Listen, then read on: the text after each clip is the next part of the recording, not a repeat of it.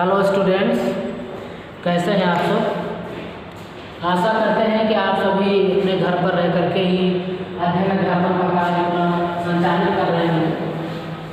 तो आज इस क्लास में मैं आपको कार्यसूची के प्रकार कौन कौन से होते हैं उनके बारे में हम आपको समझाएंगे।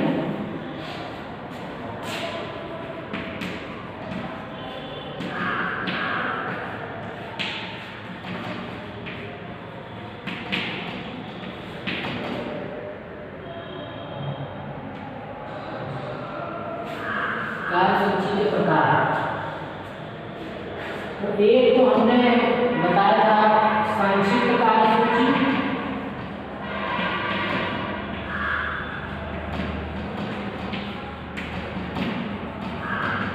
और दूसरा है विस्तृत कार्यसूची।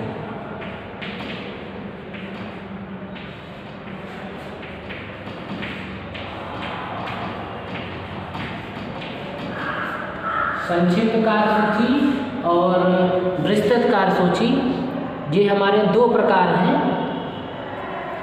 और कार्यसूची के बारे में तो आप समझ ही गए होंगे कि जब मीटिंग स्टार्ट होती है, मीटिंग आयोजित की जाती है, तो मीटिंग में क्या क्या होगा, उसमें कौन पहले संबोधन करेगा, कौन उसके बाद दूसरा संबोधन किसका होगा, तीसरा संबोधन कौन होगा, कौन कौन से टॉपिक उसमें कवर किए जाएंगे मीटिंग में, ये सब इसमें उल्लेख किया जाता है कार्यसूची में।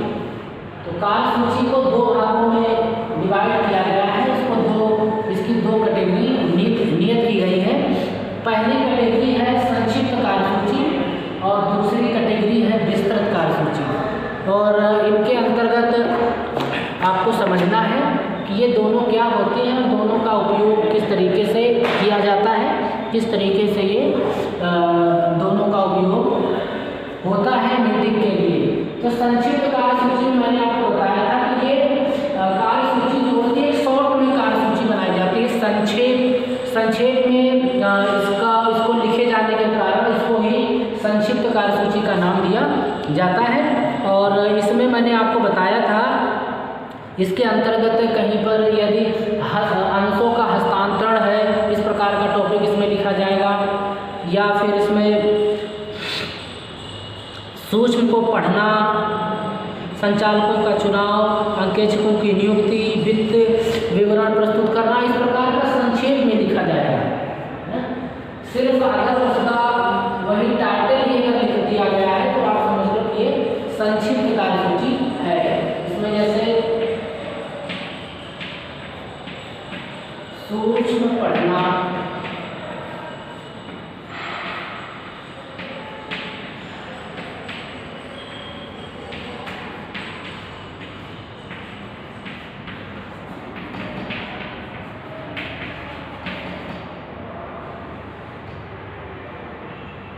संचालकों की नियुक्ति,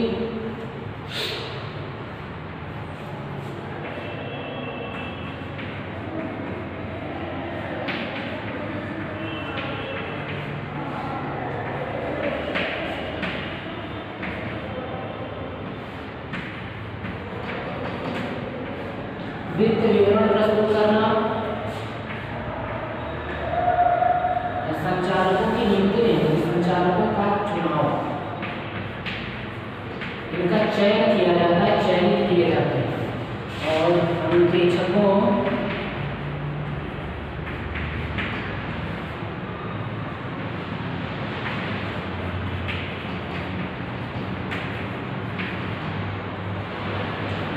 की नियुक्ति, ये जो कार्य थे ये इसमें लिख दिए गए।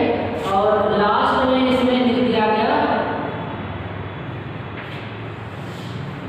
कि अध्यक्ष की अनुमति से अन्य कार्य, अगर अध्यक्ष अनुमति देता है तो आप इसमें अन्य कार्य कर सकते हैं।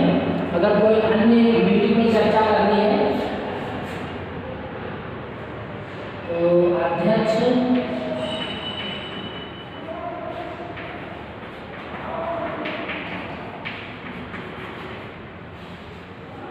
की अनुमति पश्चात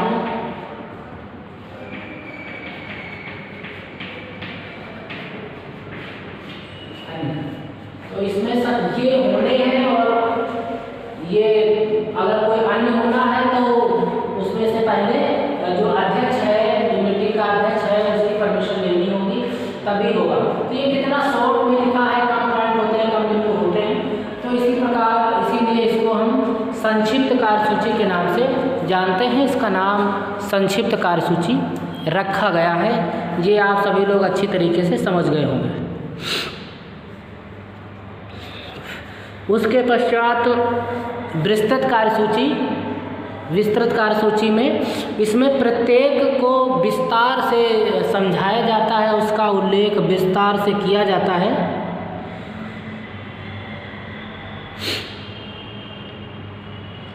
यहाँ तक कि कभी कभी मूल प्रस्ताव को मूल रूप में इस कार्यसूची में सम्मिलित कर दिया जाता है। मूल प्रस्ताव को भी कार्यसूची में सम्मिलित कर लिया जाता है। तो जैसे इसमें बताते हैं कि दिनांक को आयोजित वार्षिक सामान्य सभा के सूक्ष्म पढ़ना और सभा की पुष्टि के उपरांत अध्यक्ष से हस्ताक्षर करवाना। एक इसमें पहला बिंदु रखा गया है कि जो सभा के जो सूक्ष्म हैं वो पढ़े जाएंगे और जब मीटिंग संपादित हो जाएगी तो उसके पश्चात में उन पर अध्यक्ष के हस्ताक्षर होंगे कि मीटिंग में आज क्या क्या हुआ है।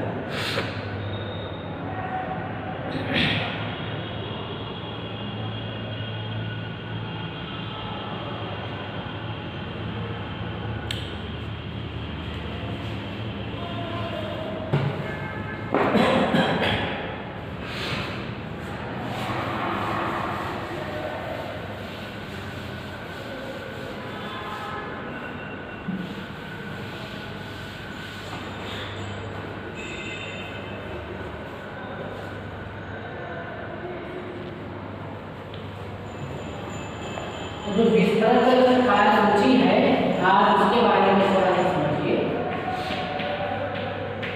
हमने आपको बताया कि विस्तृत कार्यसूची में प्रत्येक विवरण को विस्तार से उसका उल्लेख किया जाता है।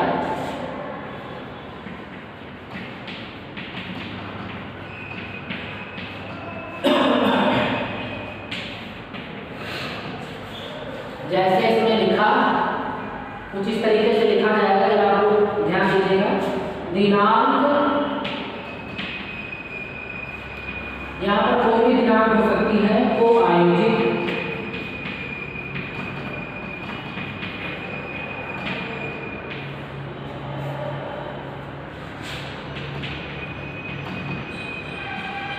वार्षिक सामान्य सभा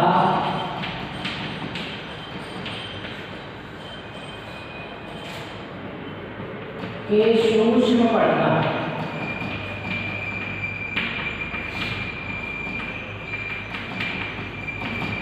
और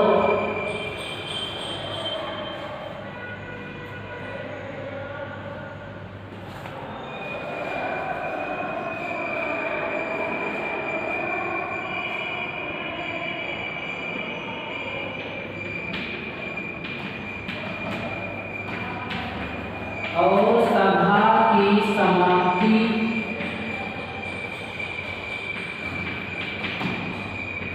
उपरांत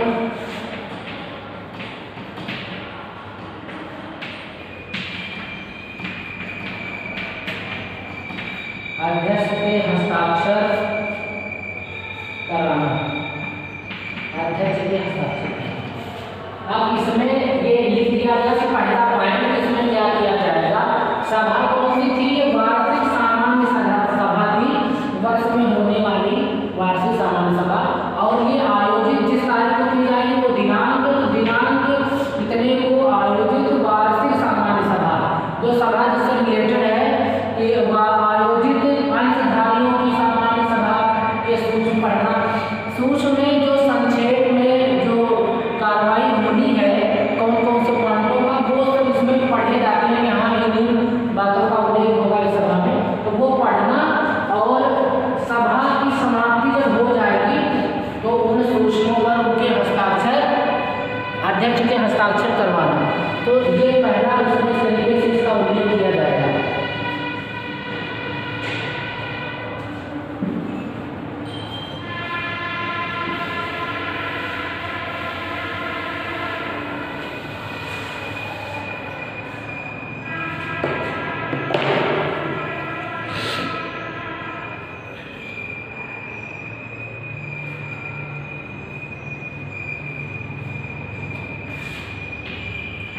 नेक्स्ट है साधारण। यहाँ पर मैं सिर्फ आपको एग्जाम्पल के माध्यम से समझाने का प्रयास कर रहा हूँ कि किस तरीके से लिखा जाता है। विस्तृत कार्यसूची किस तरीके से बनाई जाती है। जब आप किसी कंपनी में काम करेंगे तो ये विस्तृत कार्यसूची वहाँ का जो कार्य का जो माहौल है, मीटिंग का जो तरीका होगा और जो उसके बिंदु होंगे उनके आधार पर आपको ये लिखना होगा। लेकिन लिखने का तरीका कुछ इसी तरीके का होगा। साधारण अंश संख्या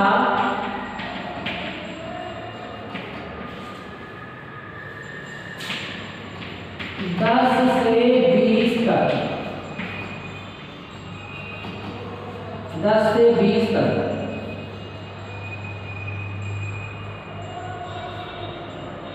20 तक 10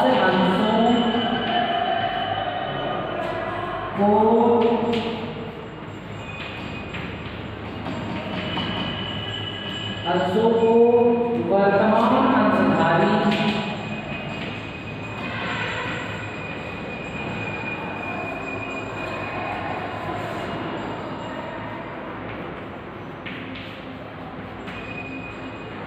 श्री राकेश कुमार त्यागी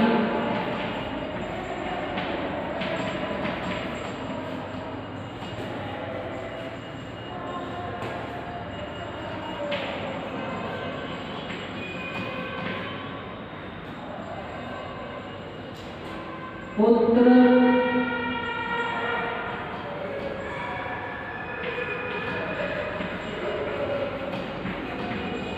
स्वर्गीय श्री रामनाथ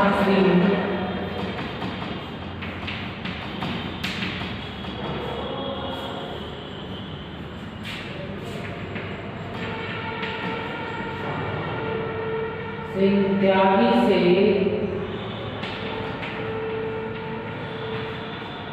श्री राम गोपाल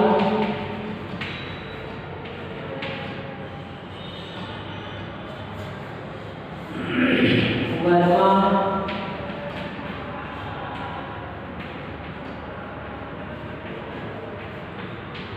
पुत्र श्री सत्य प्रकाश वर्मा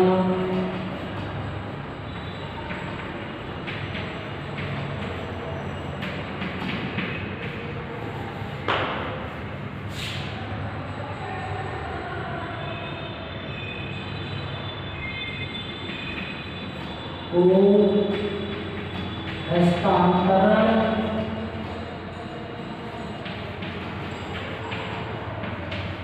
स्वीकार करना, ये इसमें उल्लेख किया गया है। अभी पिछले वाले में हमने आपको बताया था कि उसमें था अंशों का हस्तांतरण के बारे में हमने आपको बताया था कि हस्तांतरण स्वीकार करना, तो उसमें संक्षेप में लिख दिया था हस्तांतरण स्वीकार करना। ये नहीं बताया गया था कि किस से किस को हस्तांतरित होंगे, लेकिन इसमें बाकायदा पूरा विस्तार से दिया रहता है। पूरा जो कार्यसूची है कि इसमें ये कार्य किया जाएगा। जो साधारण अंश संख्या 10 से 20 तक है, तक 10 अंशों को 10 से 20 तक कितने अंश हुए? 10 अंशों को वर्तमान अंशधारी, जो इस समय अंशधारी है, श्री राकेश कुमार त्यागी पुत्र स्वर्गीय श्री रामनाथ सिंह त्यागी, इनसे श्री राम गोपाल वर्मा पुत्र श्री सत्य प्रकाश वर्मा को हस्तांतरण स्वीकार करना। ये इनसे राकेश कुमार वर्मा से जो है ये श्री राम गोपाल वर्मा के पास में हस्तांतरित होंगे। ये पूरा इसमें लिखा रहता है विस्तार से, तो किसी प्रकार की कोई समस्या नहीं होती है इसको समझने में, और व्यक्ति बड़ी ही आसानी से सुविधाजनक तरीके से इनको समझ जाता है। तो ये आपको समझ में आ गया होगा।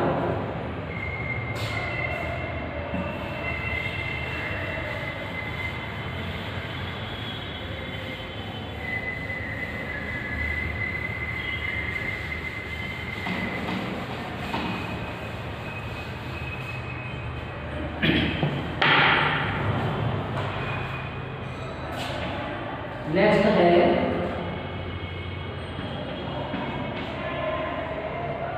श्री मनोहर लाल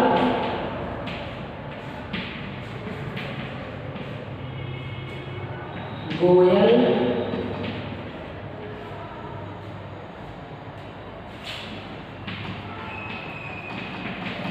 वर्तमान संचालक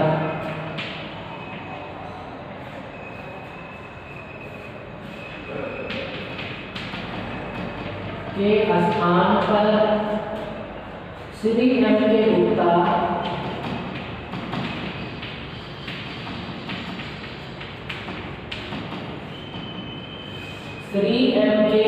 गुप्ता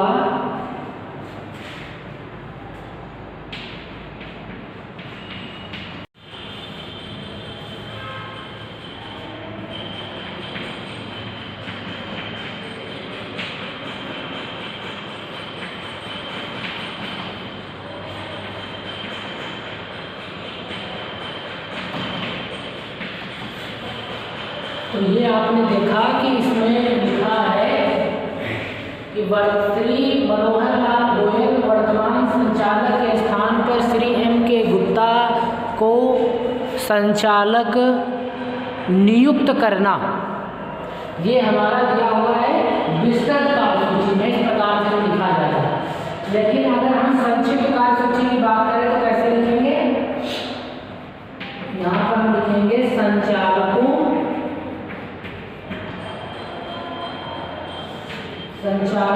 का चुनाव, ठीक है, संचालकों का चुनाव लिखा जाएगा। और ये हमारा जो टेक्स्ट है ये हमारा कहलाएगा संक्षिप्त कार्यसूची, ये संक्षेप में लिखा हुआ है। लेकिन अगर आप यहाँ पर ध्यान देंगे तो यहाँ पर स्पष्ट किया गया है कि कौन पहले था और अब कौन बनेगा, जिससे कि बात बिल्कुल क्लियर हो जाती है, स्पष्ट हो जाती है। यहाँ श्री मनोहर लाल गोयल ये वर्तमान में हैं, जब तक नए स्थान ग्रहण नहीं करते हैं, ये वर्तमान संचालक हैं और इन्हीं के स्थान पर श्री एम के गुप्ता को नियुक्त किया जाएगा। उनके स्थान पर वो इनका स्थान ग्रहण करेंगे। तो ये विस्तृत कार्यसूची का तरीका है, इसमें स्पष्टता होती है, क्लियरिटी होती है, इसीलिए इस तरीके की कार्यसूची का इस्तेमाल ज़्यादा किया जाता है। और जो संक्षिप्त संक्षेप में होती है, लेकिन अगर आप स्पष्टता की जहाँ पर बात करेंगे तो वहाँ पर आप विस्तृत कार्यसूची का ही इस्तेमाल पाएंगे कि विस्तृत कार्यसूची का ही इस्तेमाल किया जाना चाहिए। अब नेक्स्ट की अगर हम बात करें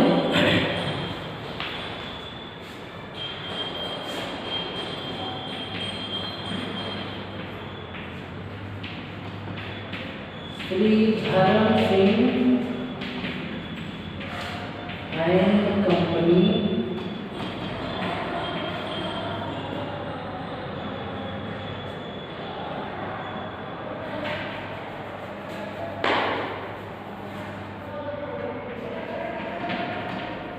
यहाँ पर ये आपको एग्जाम्पल के तौर पर स्पष्ट किया जाता है। श्री धर्म सिंह चौधरी एंड कंपनी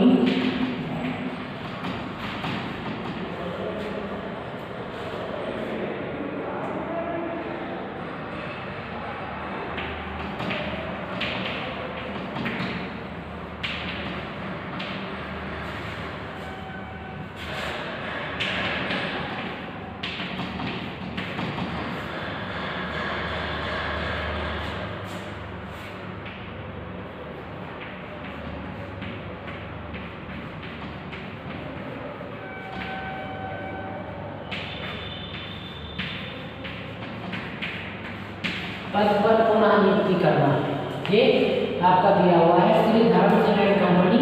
ये तो यहाँ से यहाँ तक जो आपका कंपनी का नाम हो गया है, इसमें एक अंकेक्षक का पद होता है, ऑडिटर का पद होता है, उस पद पर पुनः नियुक्ति होगी। पुनः नियुक्ति का मतलब है कि दोबारा से नियुक्ति की जाएगी।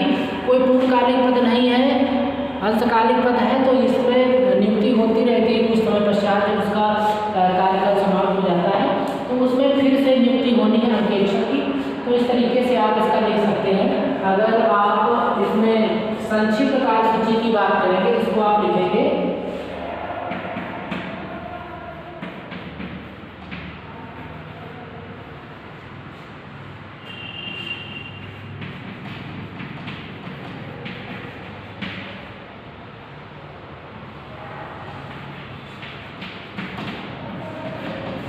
अंकेक्षक की नियुक्ति करना, बस आप इतना लिखेंगे, जिससे स्पष्ट हो जाएगा कि हाँ अंकेक्षकों का जो है उनकी नियुक्ति होनी है, और इसीलिए यहाँ पर ये लिखा हुआ है।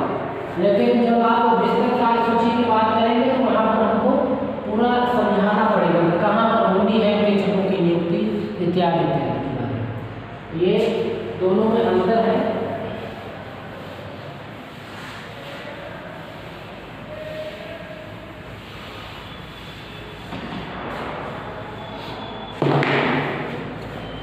अब उसके पश्चात लास्ट में जैसा था कि ये सिर्फ हम आपको फिर कहना चाह रहे हैं कि यहाँ पर मैं आपको सिर्फ यही बता रहा हूँ कि किस तरीके से एग्जाम्पल हो सकता है इसका। तो लास्ट में आपने इतना किया और अंत में लिख दिया जाता है अध्यक्ष की अनुमति से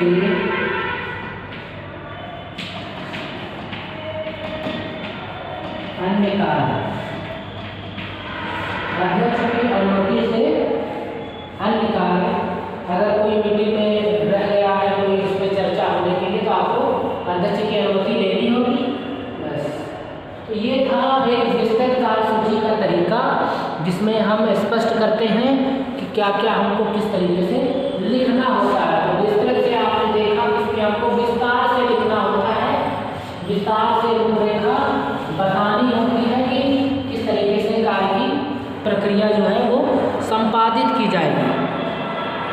अब अभी हमने आपको पूर्व की क्लास में कुछ इम्पोर्टेंट तथ्यों के बारे में अवगत कराया था, जिसमें हमने आपको बताया था कि जो सूचना दी जाती है, जैसे कोई मीटिंग हुई है तो अगर आपसे कोई कहे कि मीटिंग को आप वैधानिक कब मानेंगे, मीटिंग को वैधानिक तभी माना जाता है जब सभा में उपस्थित होने वाले प्रत्येक सदस्य को स्थान के बारे में, सभा के स्थान के बारे में, सभा के स्थान, समय और सभा का क्या उद्देश्य है, किस उद्देश्य की पूर्ति के लिए वहाँ पर सभा का आयोजन किया गया है, अगर ये सब सूचना है जो सभा के जो सदस्य हैं, तो आपकी वो सभा जो आपकी जो मीटिंग है वो वैलिड मानी जाएगी। लेकिन अगर किसी के पास में स्थान, समय, उद्देश्य इत्यादि के बारे में कोई भी सूचना नहीं है तो वो आपकी सभा जो है वैलिड नहीं मानी जाएगी। स्वयं एक व्यक्ति बैठ करके हस्ताक्षर कर ले, पूरी रूपरेखा तैयार कर ले, कागजों में दर्शा दे, तो वो आपकी सभा नहीं कहलाएगी। सभा सर्वसम्मति से होती है, उसमें सभी लोग अपना मत प्रस्तुत करते हैं, तो वही सभा आपकी वैध मानी जाती है। तो ये जो हमने बताया कि समय, स्थान और उद्देश्य की जानकारी होनी चाहिए, कौन कौन सी बातें हैं? सबसे पहले तिथि, किस तारीख को है, किस तारीख को, किस समय, कहाँ पर, स्थान और उद्देश्य, और उद्देश्य के बारे में जानकारी होती है। ये जानकारी हमको कहाँ से हम प्रोवाइड कराते हैं? ये हम प्रोवाइड कराते हैं जब सभा की सूचना तैयार कर, जब सभा की सूचना दी जाती है, तो ये पार्ट होता है सभा की सूचना, ठीक है। तो जब प्रत्येक सदस्य को इन सभी के बारे में जानकारी है, तो आपकी वो सभा वैधानिक सभा मानी जाती है। अगर किसी को जानकारी नहीं है और कार्य संपादित हो जाते हैं, तो वो सभा आपकी इनलीगल मानी जाती है, वैधानिक या असंवैधानिक मानी जाती है, ठीक है। अब उसके पश्चात में सूचना तो मिल गई, और हमने बताया था कि जो कार्य सूची है, सूचना आप समझ गए, अब कार्य सूची है, तो यह तो आपने भेजा ही भेजा कि किस तारीख में क्या क्या होना है, कहाँ पर मीटिंग का जो है वो आयोजन किया जाएगा, उसका उद्देश्य क्या होगा, ये सब तो स्पष्ट कर दिया गया। लेकिन इसके साथ ही साथ उस मीटिंग में क्या क्या जानकारियाँ उपलब्ध कराई जाएंगी, किस कार्य के संबंध में वो सभा का आयोजन किया जा रहा है, तो सभा की सूचना के साथ सभा में किए जाने वाले कार्यों की एक सूची भी उपलब्ध कराई जाती है, ठीक है। अब ये नोटिस हो गई है तो हम क्या कहते हैं, नोटिस। हिंदी में कहते हैं सूचना, ये सभा की सूचना हो गई। अब सूचना के साथ साथ मीटिंग में कौन से कार्य किए जाएंगे उनकी एक सूची भी इनके साथ में उपलब्ध कराई जाती है, उसी को हम क्या कहते हैं, उसी को हम कहते हैं कार्य सूची, उसी को हम कहते हैं कार्य सूची।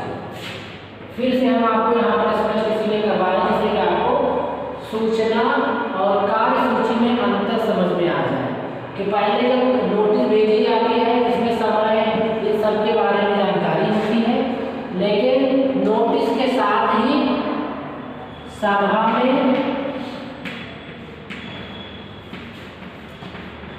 किए जाने वाले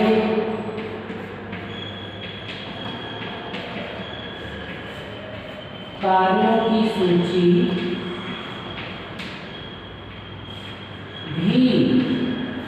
भी प्रेषित की जाती है, सूची भी प्रेषित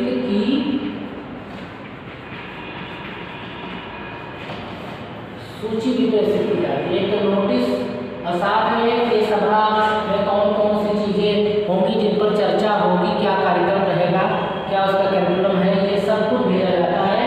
उसी को हम क्या कहते हैं, उसी को ही कार्य सूची कहते हैं।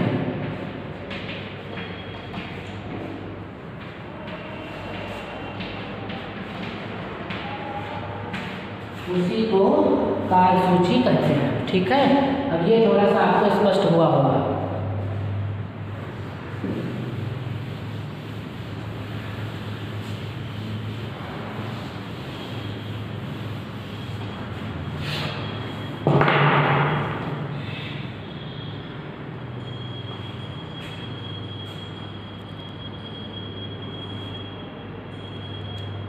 तो अब कार्य सूची तो हमको ऐसा प्रतीत होता है कि आपको जरूर समझ में आ गया होगा कि कार्य सूची से अभिप्राय क्या है।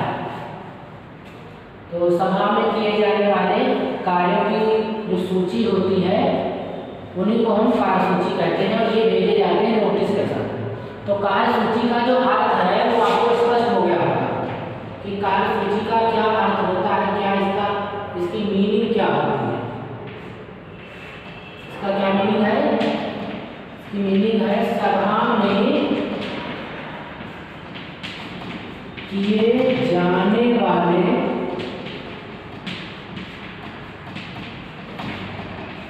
में किए जाने वाले कार्य या सभा में जो कार्य किए जाएंगे उन्हीं को हम कार्य सूची के नाम से जानते हैं। और यह आप भी जान गए होंगे कि कार्य सूची किसको कहते हैं। और ये बहुत इम्पोर्टेंट है। आपको जब अपनी ऑफिशियल लाइफ में जब आप जाएंगे और वहाँ पर कार्यों को देखेंगे समझेंगे तो आपको ये जरूर पता होना चाहिए कि कार्य सूची क्या होती है। तो हमने आपको यहाँ पर आगे स्पष्ट किया कि कार्य सूची से तात्पर्य क्या है, किसको कहते हैं कार्य सूची। नोटिस में और कार्य सूची में डिफरेंस क्या है।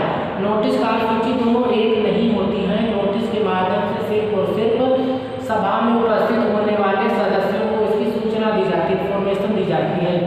लेकिन सभा में क्या क्या कार्रवाई होगी, उसका उद्देश्य क्या है, ये हमको तभी पता चलता है जब कार्य सूची नोटिस के साथ में भेजी जाती है कि ये तथ्यों से संदर्भित वहाँ पर चर्चा होगी, वार्तालाप होगा।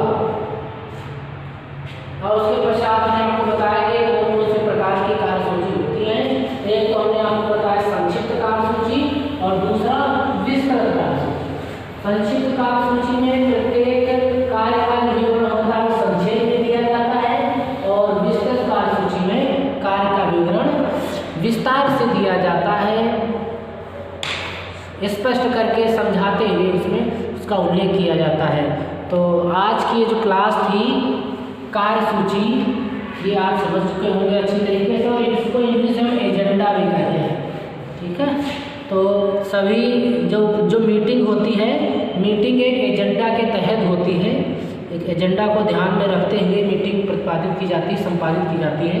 तो आज के इस क्लास को यहीं पर वाइंड अप करते हैं और कल आपके सम्मुख नए टॉपिक के साथ उपस्थित होकर आपको आगे के टॉपिक के बारे में समझाने का प्रयास करते हैं। तो अपना ध्यान रखें, तब तक के लिए टेक केयर।